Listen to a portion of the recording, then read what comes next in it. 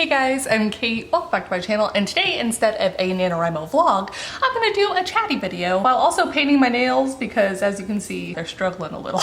So basically I wanted to talk about the lessons I've learned this NaNoWrimo, and now I recognize that the month is not over yet. Not when I'm filming and not when I upload this video. But I think basically what I realized is that my NaNoWrimo is over. And that sounds a little bit more dramatic than I mean it to, because I am still trying and that I'm still writing project to death. But after passing the 50,000 word mark on the, what day was that? When did I win? On day 19.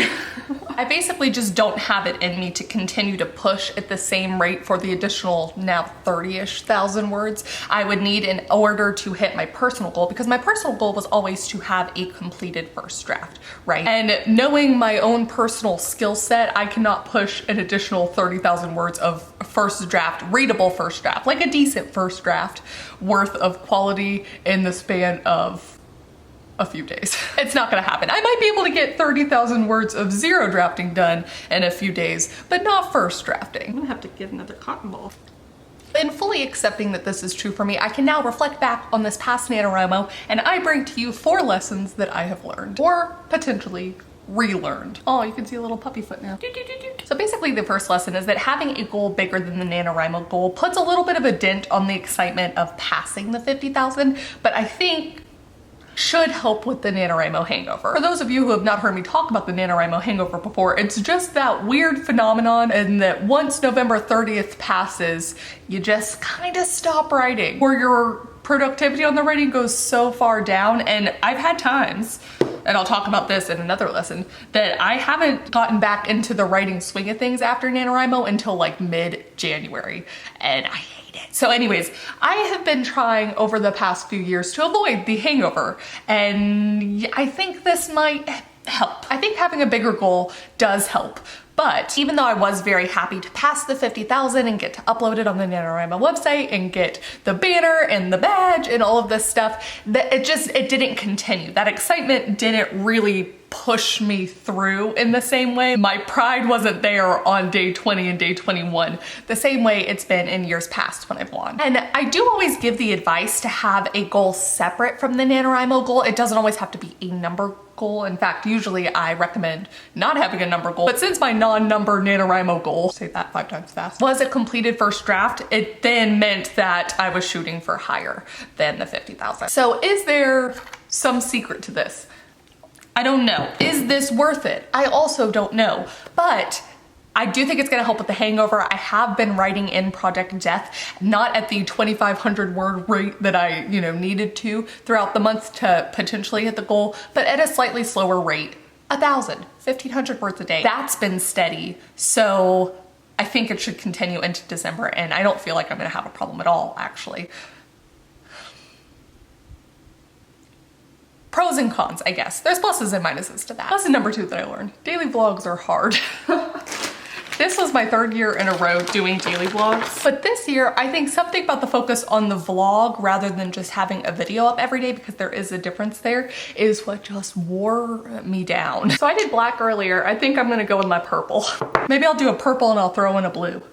Yeah. And I think the reason it wore me down so much is because I look at making videos as like a creative outlet that's separate from the writing, even though of course I'm often talking about the writing. Making so many vlogs in a day just did not feel that creative well. In fact, I think it actually worked counter to it and sort of depleted it at times, where I would get to the point where I didn't want to film a video on a certain day, or I didn't even want to write on a certain day because I didn't want to have to think about how I would then have to talk about what I was writing. Like it wasn't good. It wasn't good. And that's not to say that I didn't enjoy like doing it, I think, because obviously once the video was up, I was so glad to have done it. Like the connection I get with other writers by making these videos is really what I'm after. But I feel like I can get that like I usually do by making daily videos, which yes, are sometimes vlogs, but other times are also discussion videos or skits or experiments, any number of things that are not having to edit back 5 times in a row to get through it the same day that I've already lived. That was just rough, man. And it was all self-inflicted, which oftentimes I find makes things worse later. I have only done this to myself.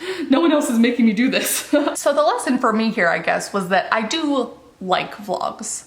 I will continue to make vlogs. Vlogs are fun, but only vlogs. Just freaking no. Which brings up the interesting point of once upon a time I was planning on doing Vlogmas or Bookmas or Writemas or Vlog-a-days, whatever you wanted to call it. And at first I was like, you know what, I'm gonna take this down to not every day, but like every other day. And then I'm just gonna make videos like I normally do. And part of the fun for me when I was originally planning the Vlogmas and stuff was that I was gonna do things that weren't vlogs. Like it was always going to be a different kind of video. And maybe I'll do that and just not call it that. And I'll just get to experiment and play around and hopefully it'll be somewhat entertaining. I think it'll help me refill that creative well. You know, now that I did this hand, I kind of, do I do the reverse or do I do, what do I do? You know what though? No, I like the purple too much. Okay. Lesson number 3. I can do it with my painted nails now. Lesson number 3 is that it is so freaking impossible to read during NaNoWrimo. I've done NaNoWrimo so many times and each time my reading suffers. It just is what it is. It's fine. I recognize this as just a truth for me. For a lot of people, but I won't put that on them. I just know it's true for me. You know? How many times can I say no in one sentence? But this is the first time that I've been attempting to do a readathon during NaNoWrimo. We have less than 48 hours remaining in this readathon challenge, which means that in the span of over 5 days, I have read only 40 pages.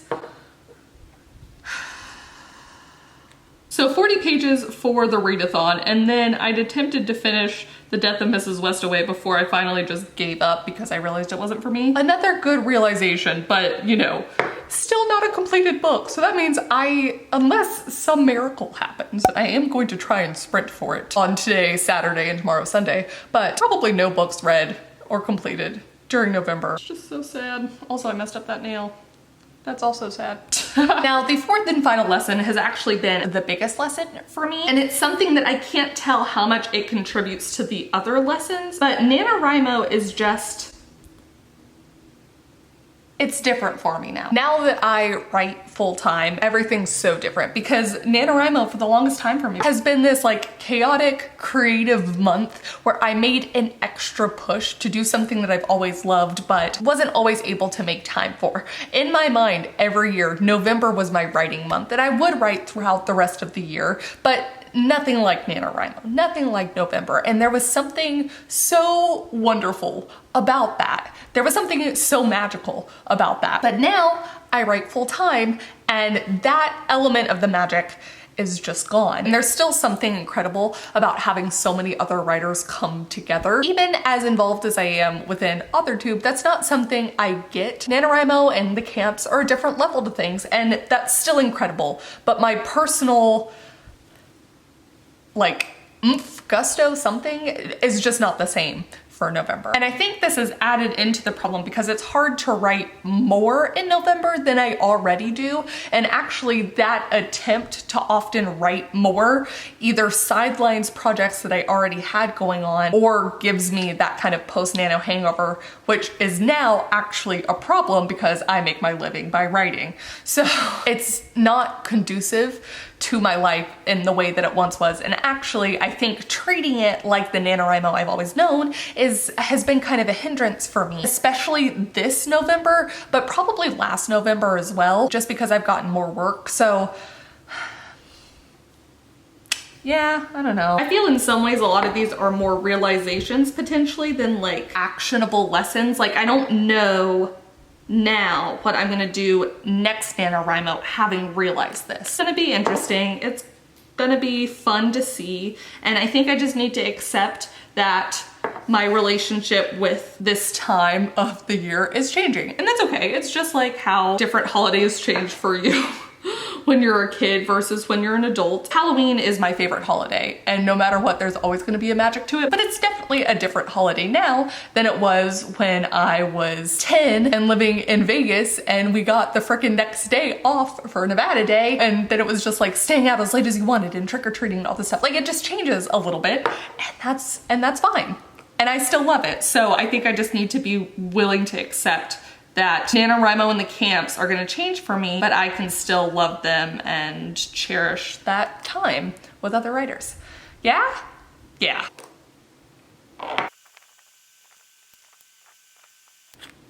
My nails are done now. And those are the 4 lessons that I learned this NaNoWriMo. Please do comment down below. I'm having to do claw hands. Please do comment down below and let me know what lessons you've learned either this month or potentially years past, whether it's about your process or your personal writing or anything else. Yeah, thank you guys so much for watching it, and I will see you all tomorrow still with another video. Bye! Awkward claw hands, bye. It's gonna have so many holes. Hey guys. What?